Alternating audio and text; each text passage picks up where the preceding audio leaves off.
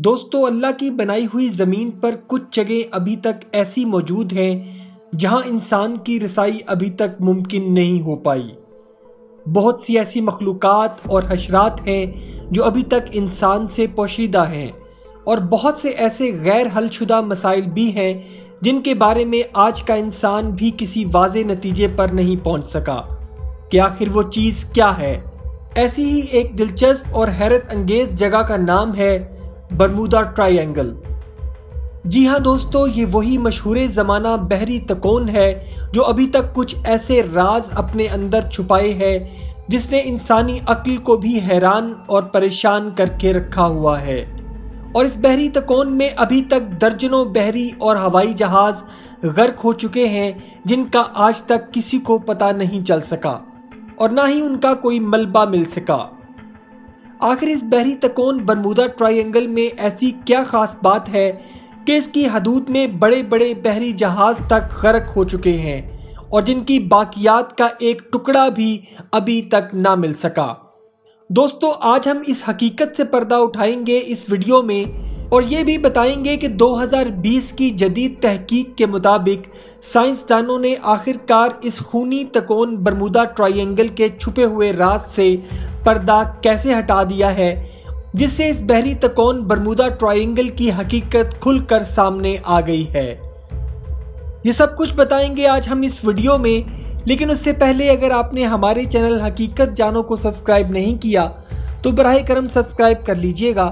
اور ساتھ ہی ساتھ بیل کے نشان کو بھی دبا دیں تاکہ ایسی ہی حقیقت سے بھری ویڈیوز کا نوٹیفیکیشن آپ کو ملتا رہے۔ دوستو، برمودا ٹرائی اینگل کا معمہ تب منظر عام پر آیا جب 5 دسمبر 1945 کو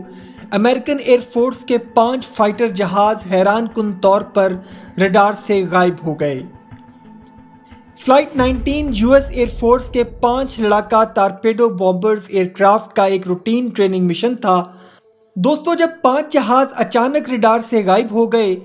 تو 2 ریسکیو پلینز کو ان 5 جہازوں کی تلاش میں بھیجا گیا، لیکن فلائٹ کے 20 منٹ بعد وہ 2 طیارے بھی ریڈار سے غائب ہو گئے، اور اس کے بعد 7 جہازوں کے ملبے کو تلاش کرنے کی بھرپور کوشش کی گئی، لیکن ان 7 جہازوں کا ملبہ آج تک نہ مل سکا۔ دوستو، یو ایس ایئر فورس کے 7 جہازوں کا اچانک سے غائب ہو جانا یو ایس گورنمنٹ کے لیے انتہائی تشویش کا باعث تھا، اور 1945 کے اس واقعے کے بعد اس جگہ کو جہاں جہاز غائب ہوئے اسٹرکٹ آبزرویشن میں رکھا گیا، اور پھر 75 سالوں میں ایک کے بعد دوسرے بحری اور ہوائی جہاز کے اس علاقے میں گمشدہ ہونے کی اطلاعات ملتی رہیں، لیکن نہ ہی کوئی وارننگ اور نہ ہی کوئی ملبہ۔ دوستو، ابھی تک جتنے بھی بحری یا ہوائی جہاز اس برمودا ٹرائی اینگل میں حادثے کا شکار ہوئے ہیں، ان میں ایک چیز کامن ہے، وہ یہ ہے کہ جیسے ہی یہ جہاز برمودا ٹرائی اینگل کی حدود میں داخل ہوئے، ان کے برقی آلات اور کمپاس نے کام کرنا چھوڑ دیا، جس کی وجہ سے ان کا اپنے کنٹرول روم سے رابطہ ٹوٹ گیا۔ دوستو، دنیا کو برمودا ٹرائی اینگل کے بارے میں سب سے پہلے امریکہ کو دریافت کرنے والے کرسٹوفر کولمبس نے بتایا۔ دوستو، کرسٹوفر کولمبس ہی وہ شخص تھا جس کا سامنا سب سے پہلے امریکہ کی کھوج کے دوران برمودا ٹرائی اینگل سے ہوا۔ کرسٹوفر کولمبس نے اپنے بحری سفر کی روداد لکھتے ہوئے یہ بتایا کہ جب وہ بہاماس کے بحری علاقے میں پہنچا تو اس کی کمپاس نے کام کرنا چھوڑ دیا، اور وہ مزید یہ بھی لکھتا ہے کہ رات کے وقت اس کو اپنے سامنے تیز روشنی آسمان سے زمین کی طرف گرتی دکھائی دی،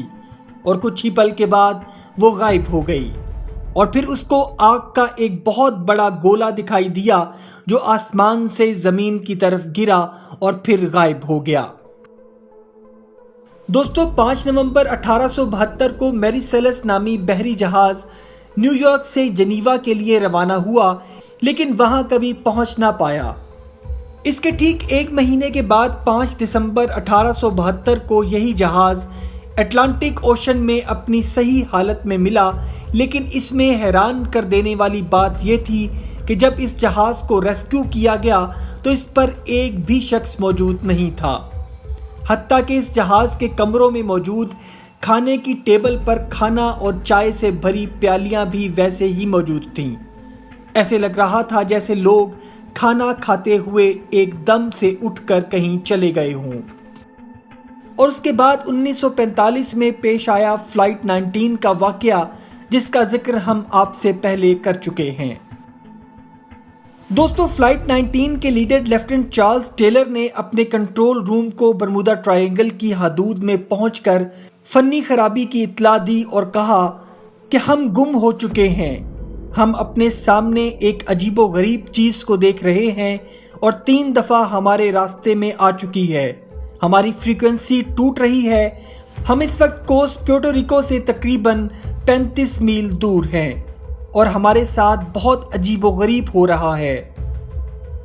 ان الفاظ کے بعد پائلٹ کا رابطہ کنٹرول ٹاور سے منقطع ہو جاتا ہے، جس میں وہ بڑے واضح انداز میں بتا رہا ہے کہ ہمارے ساتھ بہت عجیب و غریب ہو رہا ہے اور کچھ عجیب و غریب چیز ہمارے سامنے آ رہی ہے۔ دوستو، ان واقعات کے بعد ایک کے بعد دوسرا واقعہ اسی بحری حدود میں پیش آتا گیا، جیسے 1947 میں U S air force B-29 super fortress bomber, 1948 میں برطانیہ کا ایک سفری جہاز ایورو ٹیوڈر جس میں 30 افراد سوار تھے، 1962 میں یو ایس ایئر فورس کا B-50 سپر فورٹریس بامبر، 6 دسمبر 1965 ایک پرائیویٹ ہوائی جہاز جس میں پائلٹ سمیت 2 افراد سوار تھے، اور اسی طرح کے جہاز برمودا ٹرائنگل کی حدود میں آتے ہی ایسے گمشدہ ہوئے کہ نہ انسان ملے اور نہ ہی جہازوں کا کوئی ملبہ۔ دوستو، ویسے تو یہ واقعات سالوں سے ہوتے آ رہے ہیں، لیکن برمودا ٹرائنگل اور اس سے جڑے واقعات کو عالمی شہرت تب ملی جب 16 ستمبر 1950 کو پہلی بار اس کے بارے میں ایک اخبار نے آرٹیکل چھاپا۔ اس کے بعد ایک خاتون صحافی نے sea mystery at our back door کے نام سے ایک آرٹیکل لکھا، جس نے پوری دنیا میں تہلکہ مچا دیا اور سائنسدانوں اور دنیا بھر کے لوگوں کا دھیان اس برمودا ٹرائنگل کی طرف پڑا، اور پھر یو ایس ایئر فورس کے 6 جہازوں کی گمشدگی کو بھی منظر عام پر لایا گیا، جس کو امریکن حکومت اور ایئر فورس عوام سے چھپانے کی کوشش کر رہی تھی۔ اور پھر اس تکون پر بحث و مباحثے کا ایک طویل سلسلہ شروع ہوا جو آج بھی جاری ہے، اور اس کے ساتھ ساتھ اس کی تحقیق بھی۔ کچھ لوگوں کا ماننا ہے کہ برمودا ٹرائنگل میں ہوئے ان حادثات کے پیچھے کچھ شیطانی قوتوں کا ہاتھ ہے، اور کچھ لوگوں نے فلائٹ 19 کے پائلٹ لیفٹیننٹ چارلز کی آڈیو ریکارڈنگ سے یہ اندازہ بھی لگایا کہ شاید اس ایریا میں کوئی بہت بڑا شیطانی جانور موجود ہے جو ان حادثات کا ذمہ دار ہے۔ دوستو، برمودا ٹرائنگل کے 3 تکونی حصوں میں فلوریڈا، برمودا اور پیورٹو ریکو کے جزائر شامل ہیں، اور یہی وہ سمندری حصہ ہے جہاں سے زیادہ حادثات رپورٹ ہوئے۔ دوستو، ایسا ہی ایک پراسرار تکونی حصہ جاپان کے نزدیک بحر الکاہل میں بھی پایا جاتا ہے، جس کو ڈریگن ٹرائنگل بھی کہا جاتا ہے۔ دوستو، آج کی دنیا میں سائنس کی ترقی اپنے عروج پر پہنچ چکی ہے اور دن بدن مزید عروج کمال حاصل کر رہی ہے، اور اسی لیے آج کے دور میں کسی بھی چیز کو ماننے سے پہلے اس کو ثبوت کے ساتھ ثابت کرنا بہت ضروری ہے۔ برمودا ٹرائنگل پر لوگوں کے بہت سے نظریات پائے جاتے ہیں، جن کو مختلف کتابوں، رسائل اور جریدوں میں شائع کیا جا چکا ہے۔ دوستو، اس ویڈیو میں ہم انہی نظریات کو تنقیدی نظر سے دیکھنے کی کوشش کریں گے اور اس کی حقیقت کو سامنے لائیں گے۔ دوستو، کچھ لوگوں کا ماننا ہے کہ یہ جگہ ایلینز لینڈ ہے، جہاں دوسری دنیا کی مخلوق اپنا اثر و رسوخ رکھنے کے لیے انسان کو وہاں سے دور رکھنے کی کوشش کرتے ہیں، لیکن ابھی تک نہ تو اس کا کوئی ثبوت پیش کیا گیا ہے اور نہ ہی کسی بھی قسم کے UFO کو ثابت کیا گیا، لہٰذا جدید سائنس اس بات کو ماننے سے صاف انکار کرتی ہے۔ کچھ لوگوں کے مطابق سمندر کے اس حصہ میں کوئی ناقابل یقین سمندری مخلوق پائی جاتی ہے جو ابھی تک انسانی مشاہدے سے دور ہے، جس کی وجہ سے یہ حادثات ہوتے ہیں۔ دوستو، سائنس اس بات کو بھی رد کرتی ہے کیونکہ ابھی تک ایسا کوئی بھی جانور منظر عام پر نہیں آیا جس سے یہ چیز ثابت ہو سکے۔ کچھ لوگوں کا خیال ہے کہ اس ایریا میں سی ہولز موجود ہیں جو بڑے سے بڑے بحری یا ہوائی جہاز کو اپنے اندر غرق کر ڈالتے ہیں، لیکن ایسے کسی بھی سی ہولز کی ابھی تک نشاندہی نہیں کی جا سکی۔ دوستو، کچھ لوگوں کا خیال ہے کہ یہاں حادثات کی وجہ اس علاقے میں میتھین گیس کا بہت زیادہ مقدار میں موجود ہونا ہے۔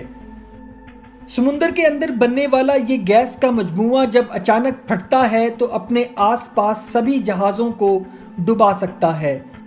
اور اس بلاسٹ کا اثر سمندر کے اوپر بننے والے ہوا کے دباؤ پر بھی پڑتا ہے، جس کی وجہ سے ہوائی جہاز بھی اس کا نشانہ بن جاتے ہیں۔ دوستو، اب تک کی جدید ریسرچ کے مطابق سب سے مصدقہ اور ثبوت کے ساتھ یہ تحقیق سامنے آئی ہے